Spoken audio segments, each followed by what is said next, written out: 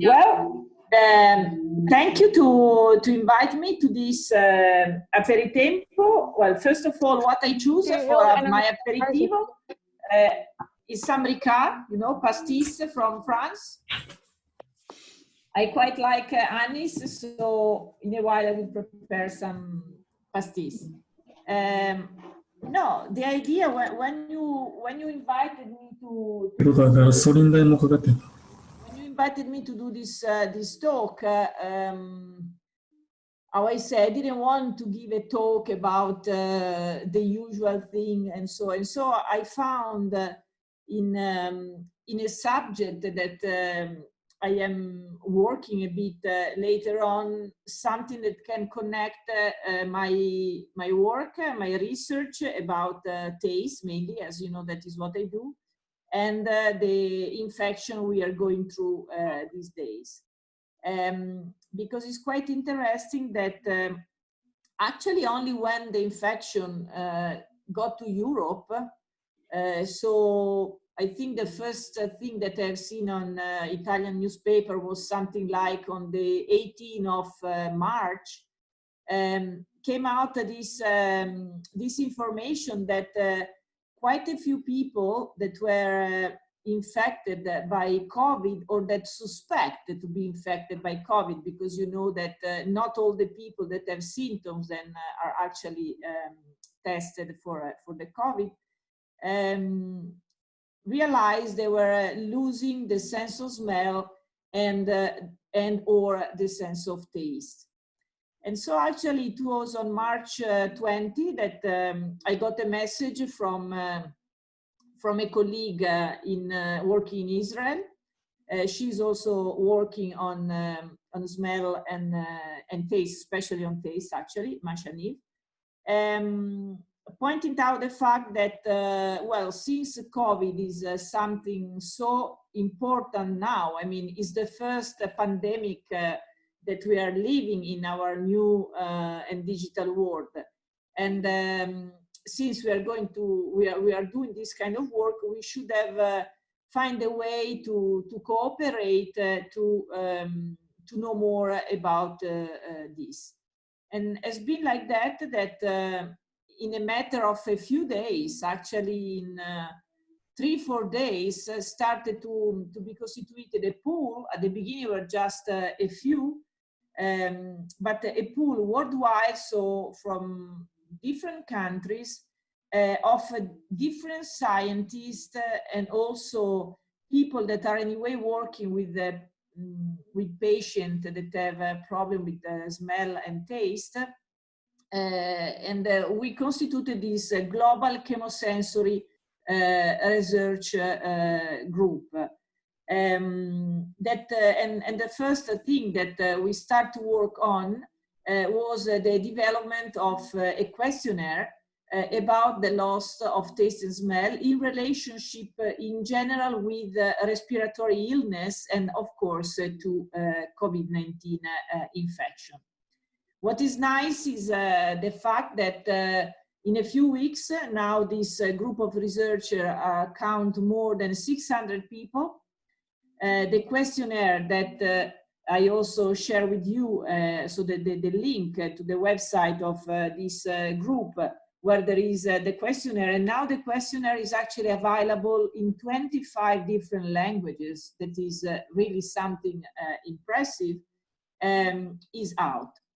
And so why I think it was, and it is important. Well, first of all, it was very nice that people, most of us were already known, even if not all. I was knowing more the people working on taste, maybe less on smell, and so that we get together, and also without meeting, we manage quite quickly, also thanks to new technology. I learned a lot about these new tools, also because some young scientists are very good in using new technology. We constituted this group. We discuss how to develop this questionnaire, and in less than a month we managed to have all the permission to have it allowed by an ethical committee from the University of Pennsylvania, and we are out. And so the idea is to collect more data. Actually, already a few weeks after appeared the first scientific paper about the fact that some doctors in Milano notice and report this loss of smell and taste in patients. And in the days and weeks after, quite a few now about this are out, but are usually just on a small number of patients. As I say at the beginning, were just from people that were in hospital. That means they were people quite sick, even if, for example, for the work in Italy, it was interesting to see that were the people with less severe disease that presented these symptoms, more women than men, and all these kind of things. And now I was reading just 3 or 4 days ago that in US, the National Institute of Health actually now put the loss of smell and taste as one of the symptoms. And this is very important because, as you saw, you know, many people that get infected, it's very important to realize as soon as possible that you have COVID-19 to put yourself in self-quarantine. And so, without wanting to be terroristic about this, we think that to identify this as a possible early symptom is very, very important. And so from here now we are connecting the data, and it will take a while to get many, but already in the first few days, I think we are now at about 20,000 questionnaires we had, but we will have even more and so. And so this is why I choose and I gave this title. And in the other hand, I think that very often we describe and we say that smell and taste are not so important senses, because now we live in a society that is more visual. For sure. Now, whatever we do, we take a picture and we send it to somebody. And so many people say that especially smell, but also taste are not so relevant. And so while this is actually a way to be aware that is not true. It's not true that smell and taste are not important. And this time we remember to use them also, not necessarily associated to the fact of how nice is what I eat, but also as an alert. So somehow they went back to the original function they had. And before I leave to you, because as I say also to who invite me, I would like to have a talk with you than really to give a conference about these kind of things. It's interesting that in China, that as you know has been the first country where COVID-19 started, was not reported much this thing about the loss of smell and taste. And also here is interesting because somebody speculated that in those countries, in Asia, somehow is less important. For example, I remember that once I was in Japan, and I really like to smell the food I have in front of me always when I have a dish, especially if somebody else have made it, or also if I make something new, I always like to smell what I have in my plate. And I remember I was with Nobu, the chef, Chef Nobu. Actually, was in one of his restaurants in Milano with other Japanese people who invited me there. And he said that in Japan is unpolite to smell the food you have in the plate.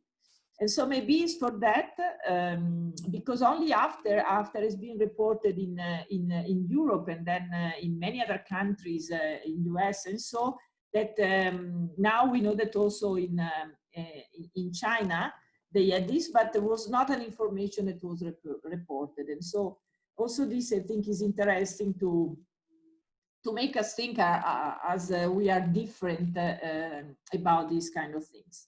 And so while I prepare my pastis, a bit of pastis that I think you know it changes color when you add water.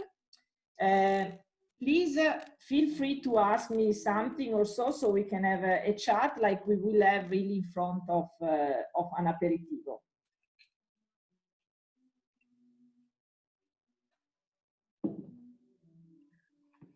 Guys, feel free to open your microphone and ask questions, and then mute it after speaking, please.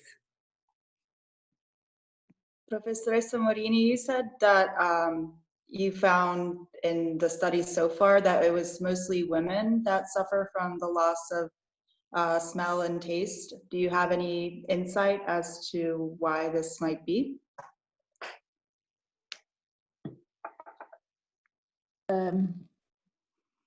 In the study that has been published by the group at Ospedale Sacco in Milano, they say that were 2/3 of women and 1/3 of men who reported this.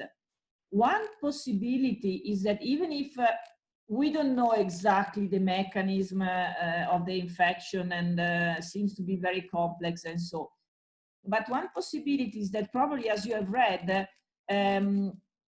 usually women are those also that are less, it's less probably that they get a very severe disease. And what it seems that the infection, when it starts, because it's a very early symptom, so when the infection starts, the virus really like to go in the olfactory cavity. Because probably you have heard that there are these ACE receptors. So the infection starts from the nose. And so if you don't get a severe infection, it's because it stops there.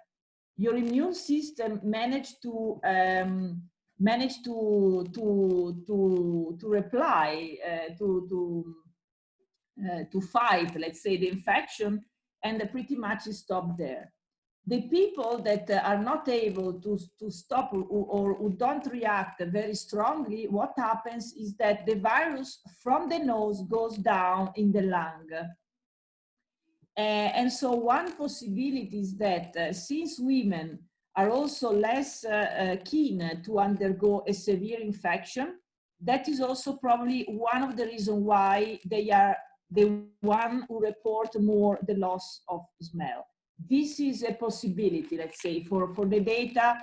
Right now, there are out maybe 8 or 10 papers about the report of anosmia as a symptom, while it's quite sure that there are much more men than women that are attacked by the virus. And I've read one paper in which they were not explaining this in relationship to smell, but they were explaining this in relationship to the fact that, not explaining, but they were telling the way the infection starts. So before the nose, and then only after it goes down. So my guess, it would be this one, that since women are better, we don't know exactly why, to stop the infection, that's why they have more problem there and not down.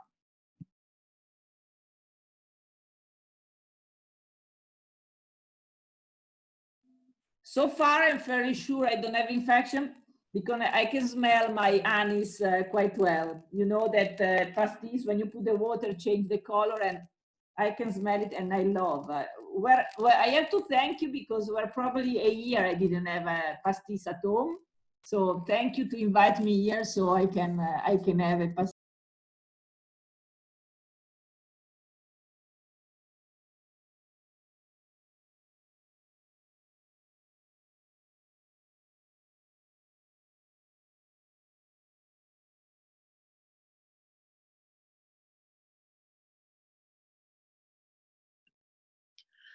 I don't really know a lot about this loss of smell and taste, but for how long does it last? And then if it goes like completely back to normal, or if you have any complications afterwards as well? Well, also here, there are not many studying about the following up. Also because you have to think that at the beginning, like the first paper who came out about this was about this group of doctors in Milano, and I mean, they were working really in stressful condition and no way to follow up. So that it will be something. But for what is known is that is going to go through. I mean, you're going to get it back. Also because, and this is why the questionnaire is not just about COVID-19. I mean, the loss of smell and also of taste, because, well, we didn't spend much time about this, but smell and taste, they have two different systems. But at the end, now, if I close my nose, I don't recognize what I'm drinking because only when we have all the information, we are able to elaborate. So it seems actually, because I start to do it with one of my students from my master that got infected, and I asked him, well, taste some sugar, taste some salt, taste something acidic to see if really tastes. And actually, he could feel sugar, salt. So it looks like it's much more a problem of smell, and therefore smell and flavor more than really taste itself. And so this is to say that what it is. So it's probably really a problem of the nose. Even if today I got a message from a former student, she's in Milano, and she didn't do the test, but probably she got, and she just experienced a very bitter, continuously she feel bitter taste in her mouth. But that is something that is the first time I have reported. So as far as I know, yes, people recover. As far as I know, it's different the time that takes, because this kind of loss of smell was also reported in general when you have a flu, but also for the SARS, you know, the other coronavirus infection that happened a few years ago.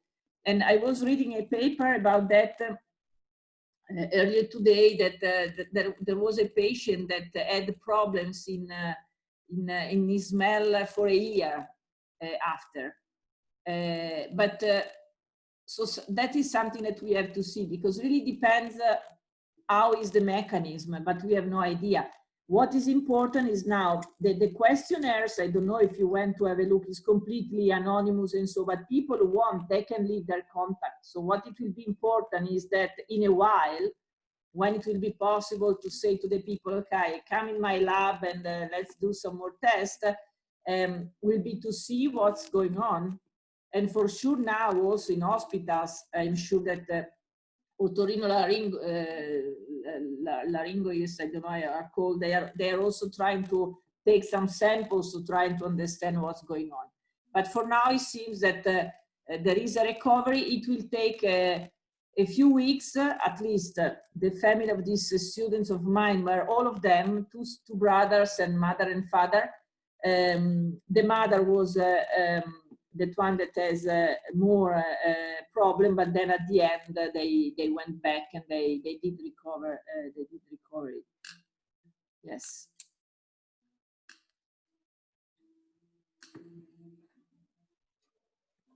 I have another question. I know you just said that there hasn't been very much of a response as far as like the taste receptors, but I was wondering, since this year when in your class we did the prop test, I was wondering if there has been any research or if there plans to be any research as far as like the perception of bitter and like the response against this virus? No, so far no. Also because right now it's not possible for to go at home of the people to give some kind of test. That's why actually one of the things that has been done within this global chemosensory group of research has been to develop a home test. Actually, in Brazil, for example, since it was coming out, this thing that the loss of smell was an early symptom, there was one thing that doctors were saying, okay, we'll say smell peanut butter to see if you can smell peanut butter. So about the prop and the taste, no, but how I say, it seems that is much more a smell problem, and so is a problem of flavor, let's say. So probably people will have a problem to distinguish if now they are drinking pear juice or if they are drinking anise, because they cannot smell at all. It's like when you have a flu and it's not worth to go in a nice restaurant and drink nice wine, because if you not really understand what's going on. And so no, for now it's not done. At the beginning also I was thinking something like that, because as you say, we know that especially beta receptors are involved in the perception of infection.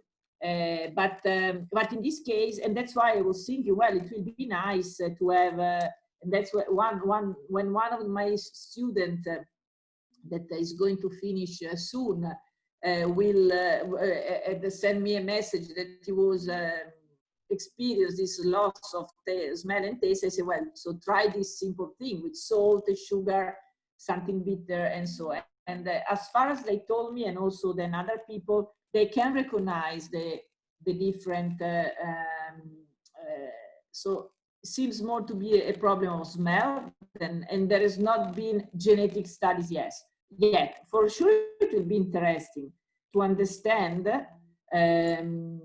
why female more are less keen to have the infection, and therefore why female report more the loss of taste and smell. But for now, no, because I mean, all labs are closed, and even research labs, and you have to think that it's not really a research about death of life.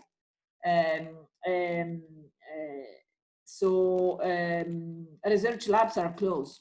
So even the Monell Chemical Sciences in Philadelphia, that is of course involved in this process, they cannot use the lab now. So for now it's not possible, but even if it seems more a matter of smell than taste, this kind of experiment will be done later on.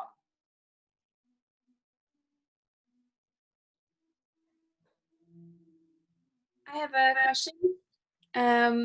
So I kind of read a little bit about the questionnaire, and I noticed it was kind of more generally about respiratory illnesses and not necessarily just COVID-19. Yes. And I was wondering why the research team did not also choose like allergies, which cause sinus and smell impairment. Because I know a lot of people who there is a question. The reason why I didn't want to be just about COVID was because, you know, there are many people that normally lost the smell and taste for different reasons. So I didn't want to be frightening to people. Mm-hmm.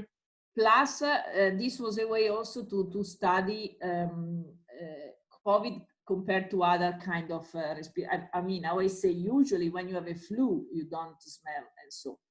And about allergy, there is a question about if you suffer of hay fever and allergies and so. But this was the questionnaire was developed to study infection.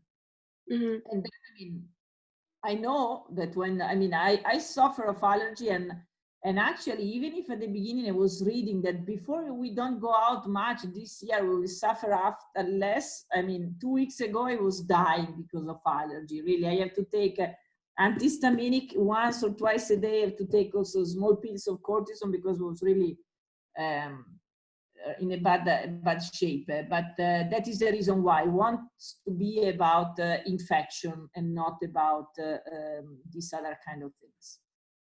Great, thank you.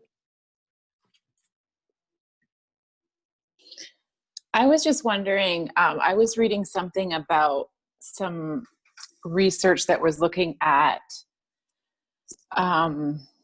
how it's transferred through, or there's some mechanism in saliva. So I'm wondering, I know that you were saying it seems like it's maybe only around smell, but are there ways to maybe test smell that maybe it's not that you lose your, test on taste, like maybe you don't lose your taste completely, but it's diminished in some way. And did any of the people that you asked have any signs that like things were diminished, or it was because they're texting such strong things that we can definitely taste salt, but is it, the level of it the same? Yeah, I don't know if I've understood what you say. I mean,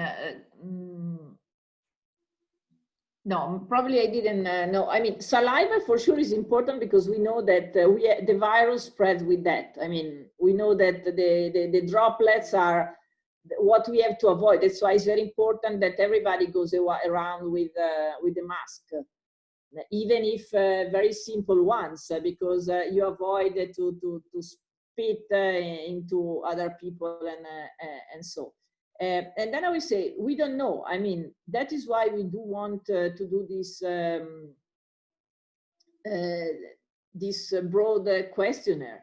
Then I will say, for the few, but personally I've asked that to a few people, and then some colleagues also were reporting something from some patient they had. And so usually tasting sugar, lemon, and salt, more difficult something bitter, because usually you don't have at home, I mean, coffee, but usually people report they cannot smell coffee in the morning. That is what was saying. Not much, I don't feel the bitterness and so, but also because it's true.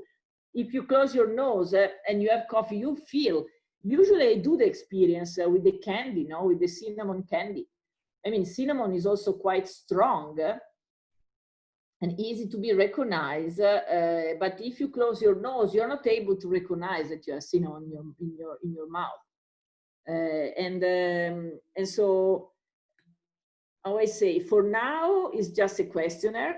We have to wait when things will be more calm to be able to do different kind of tests on the people who want to leave their names. Plus, also, it will be different to have, we can do some kind of analysis to the people that, according to what they report, because, for example, genetic analysis, they won't change their genetics also when they are ill. But for other things, it will be nice to work with the infected people in the moment when they are infected, but it's not so easy. Especially now, because now the emergency is another. Maybe in the future, when there will be much less people that are infected, there will be somebody also working with infected people about these kind of things. But for now, there are not, because we are still in an emergency, both in Europe and in other countries. Another question. Sorry, Professor, I just read a research paper recently, and it said that people who normally lose the sense of smell or taste, they normally show, majority of them show mild symptoms and they recover without the need for hospitalization. Yeah. Is there any truth to that, or? Yeah, well, this is what I know has been reported so far, and how I was saying before, a possibility is that is because the people, the infection starts from the nose, and so the first, also because probably you have read about these ACE receptors, that is through where the virus start the infection, and so, because first of all, what is a virus? A virus is something extremely simple. It just has some nucleic acid. It even doesn't have a cell. And for that, it needs the host cells to do its own business. So that's why it really needed to infect the cells of the host to use his apparatus to produce the proteins he needs. That is what has to do. And at the beginning, is starting from the nose. Then the matter is, while people have milder symptoms than other, you have a milder symptoms if your immune system reacts. You get infected and then you react and you win against the virus. If you don't, the virus from the nose goes down in your lung and you get more infected. And so people who really report the smell of, the loss of smell is because the virus stays there longer, and so they realize this, start to have this problem, and they realize it, and it stays there longer because they react more, so they avoid the virus to go in another part of the body. So that is what I was saying before. Probably could be, but this is my guess, because for now we are just getting the data. We are not looking at data yet, because the questionnaire started to be out about 10 days ago. Is that one of the reasons why more women than men report a loss of smell, because women are usually less strongly affected. You have seen 2/3 of the dead are men, and only 1/3 of dead people are female. And for the same reason, probably more women reported the loss of smell and taste, because they are better in stopping the infection at this level and not letting it going down. That's my guess, but we have to say. Again, maybe let's say someone, it causes maybe a permanent damage. And what are the dangers of that?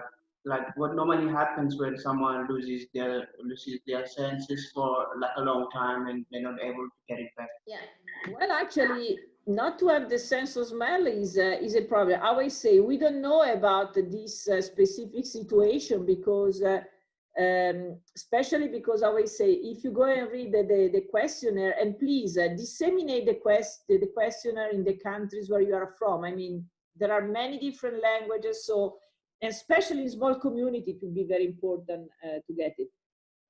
But the questionnaire is for people who got the infection in the last 2 weeks. That is because we didn't want the people just to remember what happened, but has to be quite close to when it happened. And so that is the reason why from the questionnaire, especially now that it just came out, we cannot say if it stays for very long. How I was saying before, in some cases for other infection has been reported to have lost for a year or even more. And what are the problem? Well, the problem is that you don't feel if your gas is open at home. You don't feel if you're burning something. And plus, the big problem is that you don't feel what you are eating. And because of this, I mean, you don't recognize if you're eating an apple or a banana. You don't recognize if you're eating a piece of lamb or a piece of chicken. Because, I mean, if you put just a piece of meat in your mouth and you close your nose, you don't recognize what you are eating. Now I'm having some anise, but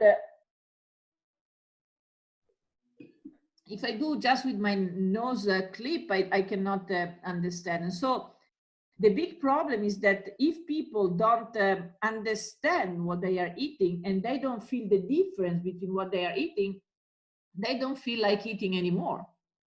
And it's the same problem like when some people doing some kind of chemotherapy, where they have problems in the mouth and they lose the sense of taste and they lose the sense of smell together with their hair and other things.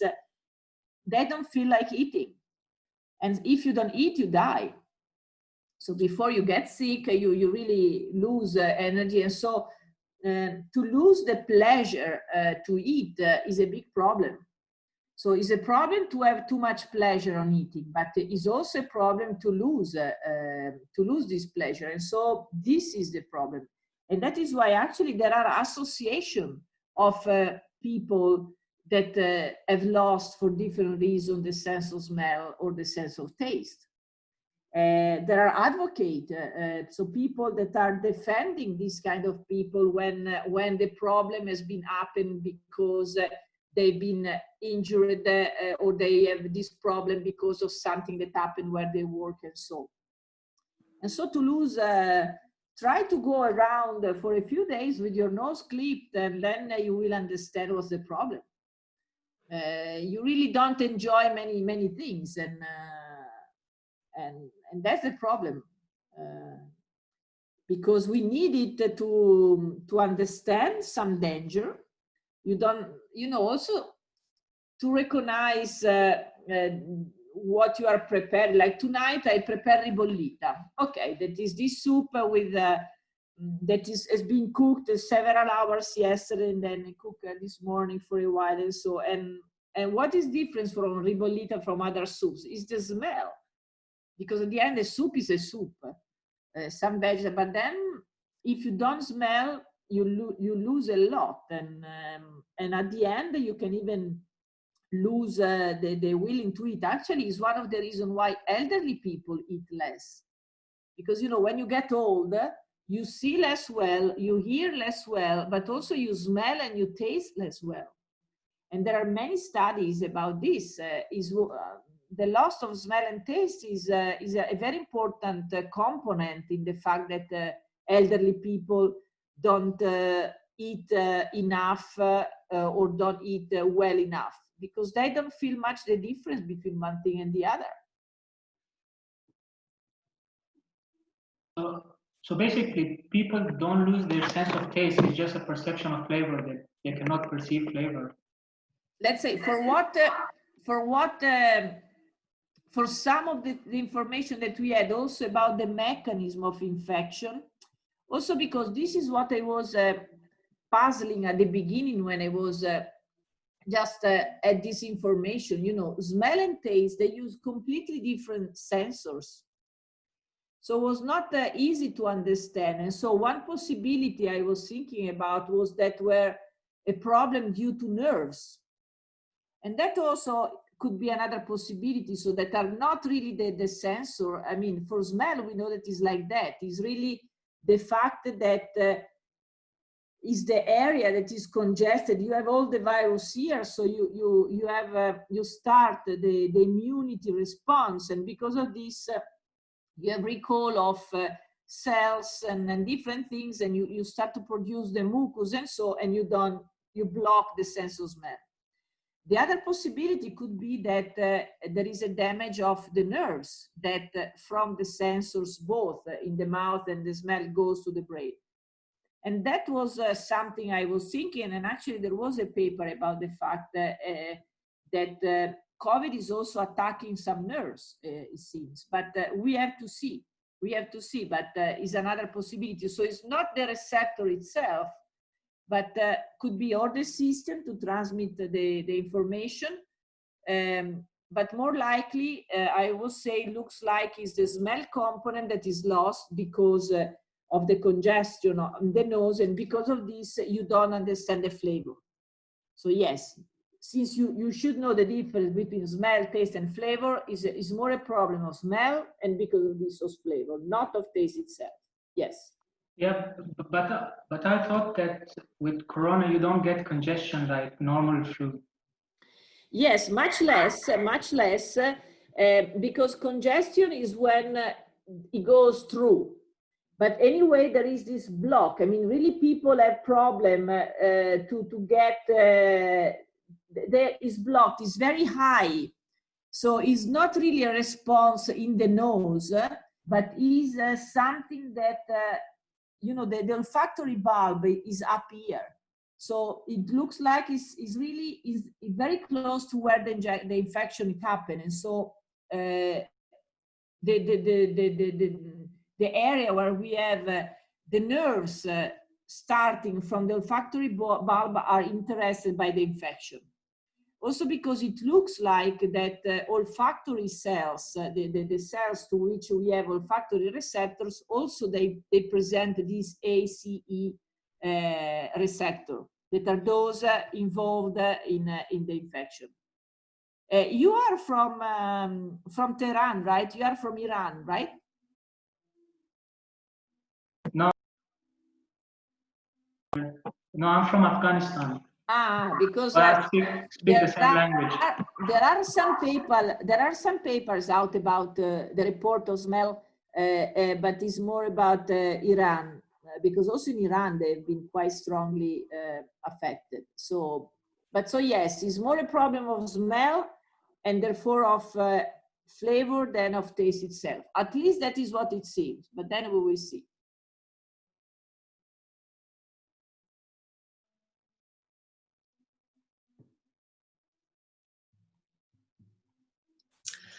I think you said right in the beginning that taste and smell are valued lower than the other senses. And do you think that when a lot of people experience the loss of taste and smell, that it would change their perception of the value of those senses? Well, probably yes. It's like us that we lost the perception of how nice it was to do many things that we gave for granted, and now just the idea to have an aperitif with friends at Boglione or at local, it has a different, we just dream about that, you know. And so, yes, smell and taste are often seen and described also in papers and in books, and so as the neglected sense. Because, you know, and also there are much more money in the research about, I think, people that lose their sight. People who cannot hear,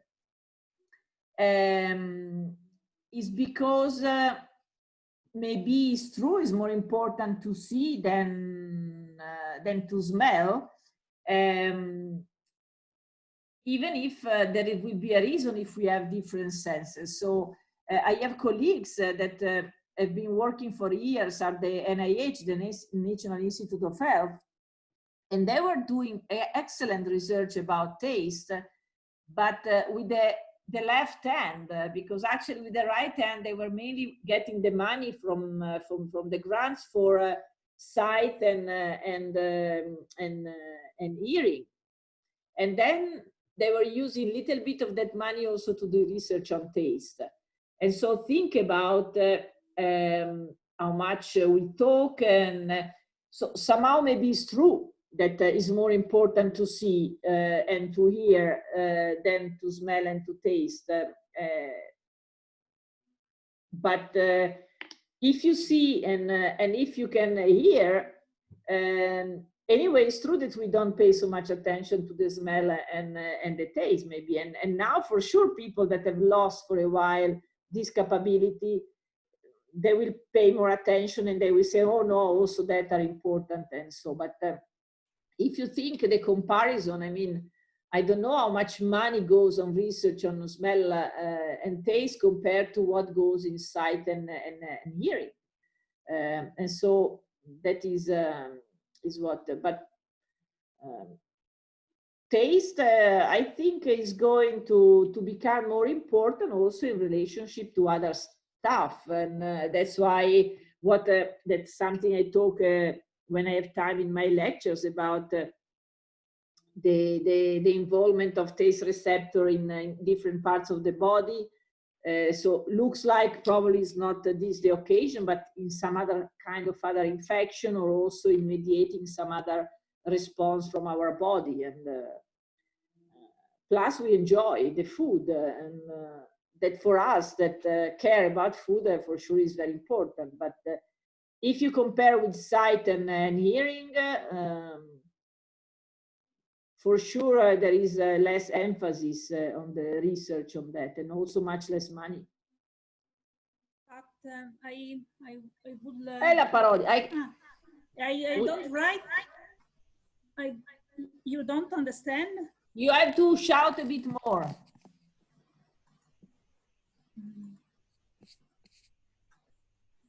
I don't know very well this platform.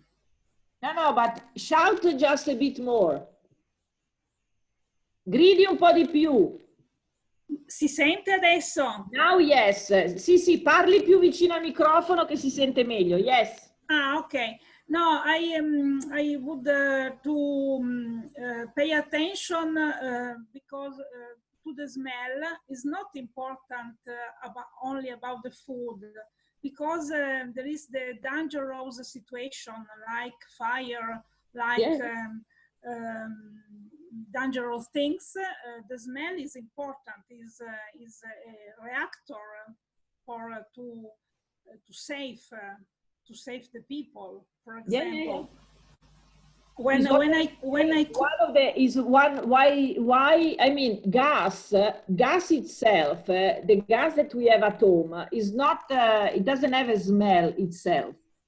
but probably you know that has been added a compound that has a smell. So that if you forget your gas open, you can feel that there is something wrong. And actually this is a problem for people who don't smell, that they don't realize they have a problem with the gas going on. And so, yeah, for sure it's very important.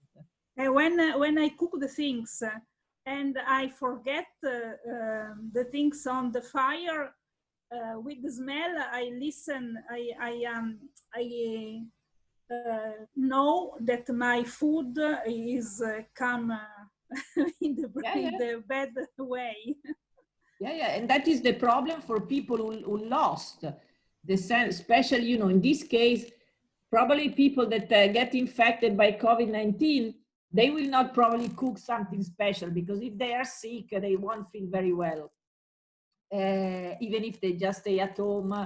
I have a friend that got it in England. I mean, it's quite bad, this thing. But think for people that for different reasons, that can be injury or other, they are permanently or for long times losing the sense of smell. One problem is that they forget the pot on the fire. And so they lose their food, but then also there can be accident, because then everything goes on fire. And so, no, for sure is very important. In other case, for example, is if the food is not good to taste, is wrong, is acid or bad smell. But not only that, I mean, in the other end, I mean, we say that smell, of course, taste is important for when we eat, but think about smell. I mean, there are entirely industry living on smell. Think all about perfumes. And perfumes are not developed only for, I have here my perfume, show you. My perfume is Gabrielle, you know, Chanel a couple of years ago came out with and a very old lady, a 93 years old lady gave it to me because my name is Gabrielle, and so it's a very important gift for me. Plus, I quite like it because perfume sometimes then, even if they give you something very nice and expensive, if I don't like it, I can't use it.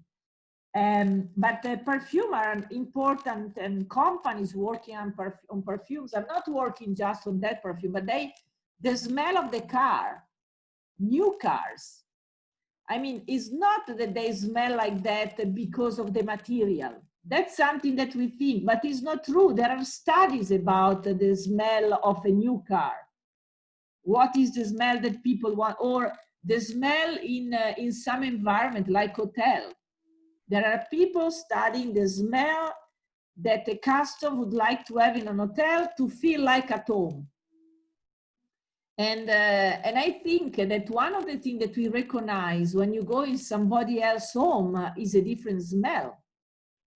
I mean, I live in a very old apartment that are 60 years that the family of my husband before was living. And my friends, when they come here, they still recognize the smell that there was long ago. So smell, it has a very, very evocative and very powerful,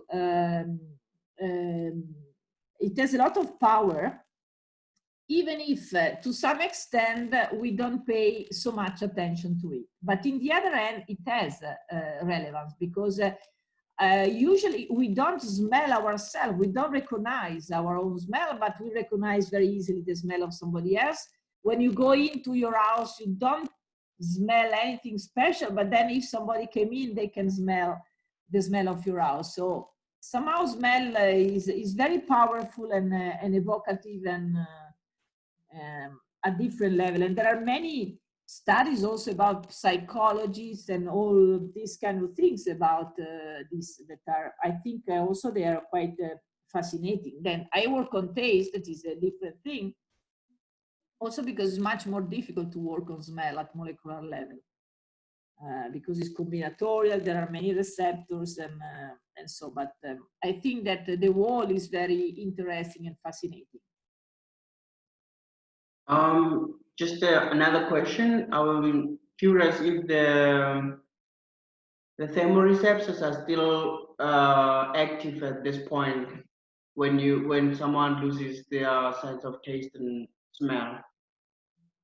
Yeah, seems yes. This is what I say. I asked to a couple of 3 people that I know that get infected, and they were reporting the loss of smell. They can taste salt, they can taste the sugar, and they can taste the acidity of a lemon. They can taste the burning of chili pepper.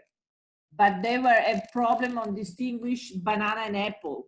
So probably, so for taste it seems, but we have to see. For smell, it won't be so easy to understand. But what I was saying, one paper important who came out and actually was already reported that olfactory neurons, so those who carry also the olfactory receptor, they also express this ACE protein that is involved in the beginning of the infection.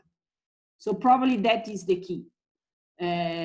Probably you have read that the people that have problem with the pressure, they take drugs that act on this ACE inhibitor as more, probably they get problems and so. So probably there is this kind of proteins that are also expressed, so they are also present in the neurons that are involved in the process. But how I can say, it seems that the taste receptors are working. I don't know about the smell receptors. If the problem is in the receptor or in the mechanism, then from the receptor to the brain. Too early to say, nothing out about it.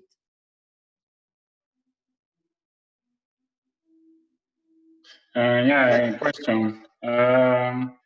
Since taste receptor, like we can recognize some compounds because like the receptor are designed to recognize specific molecules, but in the case of smell, like since they are related like in the imagery sensor of the brain, so like there's some times that when you smell something and you don't recognize because like you cannot like make like a photo image of this this smell. So how do you train like yourself to recognize flavors? Smell, I mean, like while when you taste something, you don't take the risk that if you taste sugar, even if it is in a very low concentration, you will say this is sweet.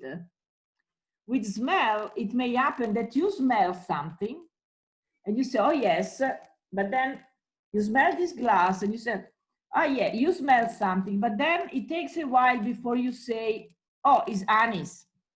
So that is because for smell, there is a difference between to perceive and to decodify, to understand. And so here it looks like it's not a problem because then usually you don't recognize especially smells that you are not very familiar with. While it's very difficult that somebody smells coffee and don't say, oh, this is coffee. So, and that, for example, a sommelier will be very good in understanding in a wine that you have pepper, that you have strawberries, that you have cat pee or other descriptors. Because he's very good in do the analysis and with the memory. But usually you don't have memories problem with something that you are very familiar with, like coffee. While there are reports about people losing the sense of smell and say, well, I cannot smell coffee in the morning. Okay. So that's why it doesn't seem to be a problem to recognize and to build up the picture, but really something that happened and at a different level. Usually you have problems on recognize something that you have been exposed a few times. While something that you are very familiar, very easy to say what it is. So the only way to fully train the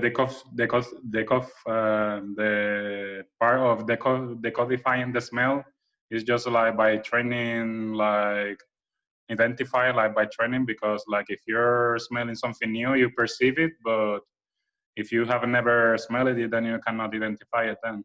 No, but I don't, I mean, if I give you to smell something that you have never, I get some water. If I give you to smell something you have never smelled before, how would you describe it? You will try to describe it using, trying to describe something else that you know how to call it. It's like, if you show me a fruit, a very exotic fruit that I've never seen and never tasted and never smelled before, I will try to describe, oh, fruity, oh, it's very aromatic, it's a bit like a mango, it's a bit like a strawberry, and so on. Okay, comparison. So what I'm saying is that usually the difficulty in describing something, especially for smell, because taste is very easy. I mean, sweet, bitter, acidic, umami, if you know what is umami, and so. With smell is more difficult, but usually you don't have this problem when you have to describe something you know very well.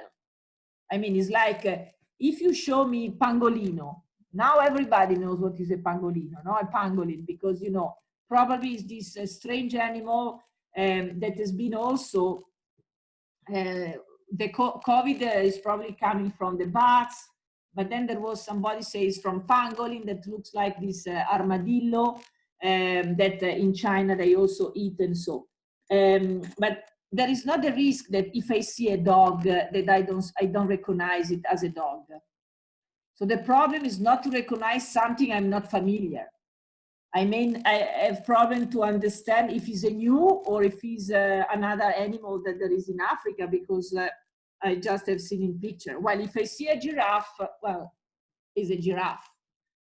And the same with smell. Usually what you were saying, the problem to build the image, that is how you describe this, is a problem when it's not a really common smell. But there are people that say, well, I don't recognize coffee in the morning. So that it has to be a big problem, not a problem of not creating the image.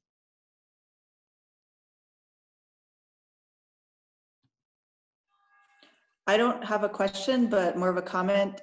This conversation reminded me of this movie called The Perfect Sense. I don't know if anyone has seen it. It's from like 2011, but it talks about this viral epidemic that takes away one sense at a time. And so I'd like to suggest it to everyone. No, actually, I haven't seen that one. While at the beginning of this epidemic, one book, I'm not, for different reasons, I've never been used to go much to watch movies and so, but while I used to read quite a bit. And so it reminds me a book from Saramago, Cecità, Blindness, I think is, that is also the description of an epidemic of blindness. I mean, people get blind. And also in that case it's contagious, and of course it came out the worst from people, and so I was thinking about that. But what you say, The Perfect Sense? Yes, The Perfect Sense. It has Eva Green and Ewan McGregor in it. Okay, I will try to at least to read what it's about, and so on. Thank you. It's always a good way to learn something. Okay, since we are almost at the end now, beside this, unless you, how do you spend your days?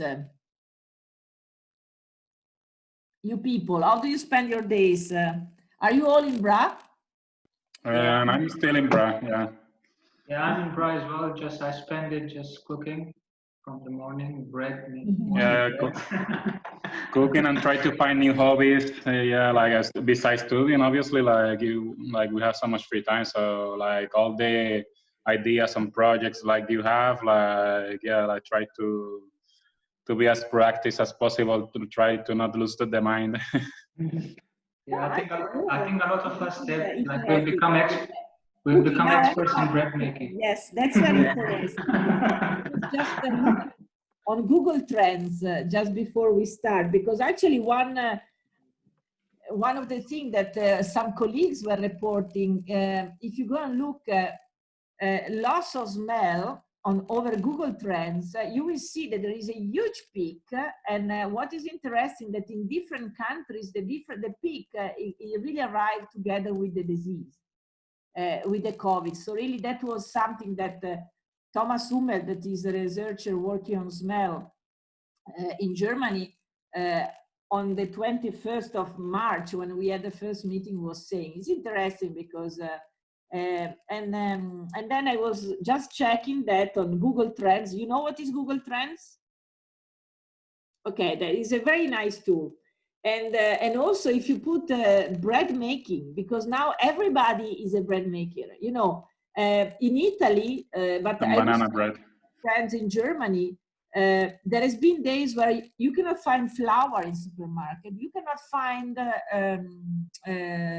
yeast. I was just looking yesterday on TV, 500% went up the demand of yeast. Because these days, people are at home cooking, and then also in US.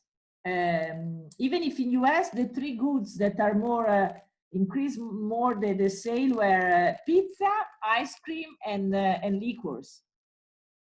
Because plus US people used to go out more than we do here, and so they are less used to cook at home, but now they have to, even if I think the delivery works quite well there.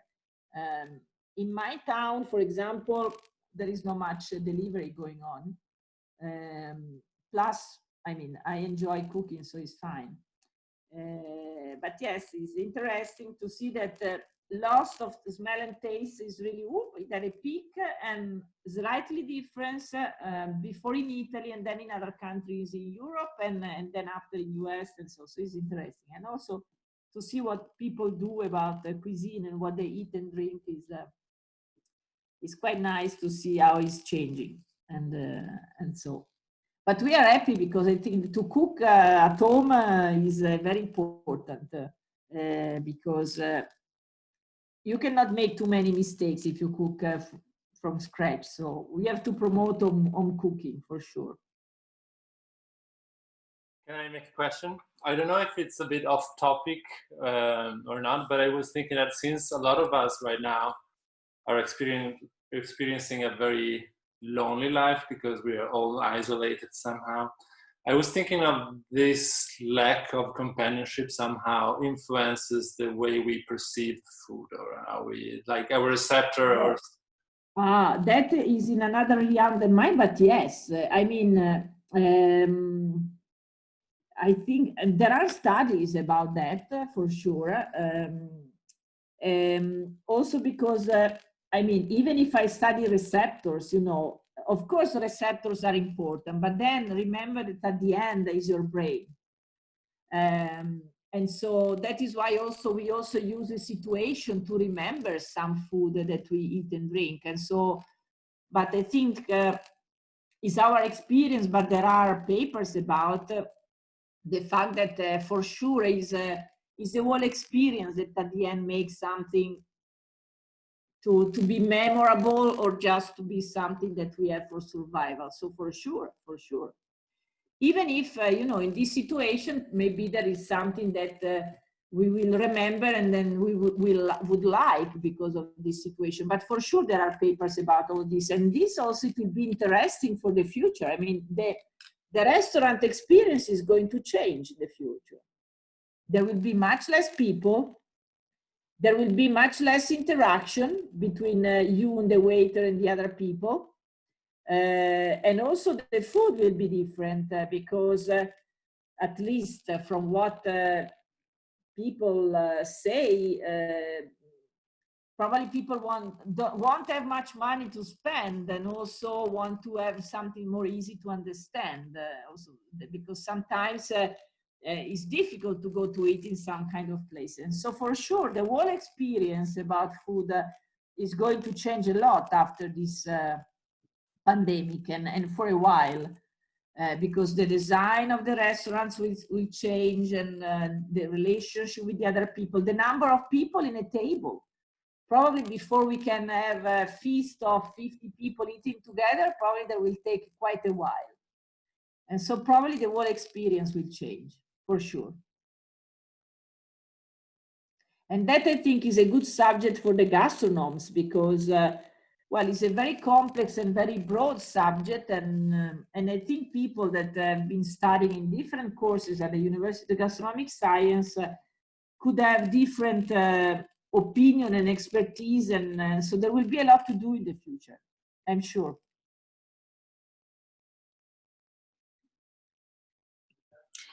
I think that time is up. 1 hour is very fast in this format.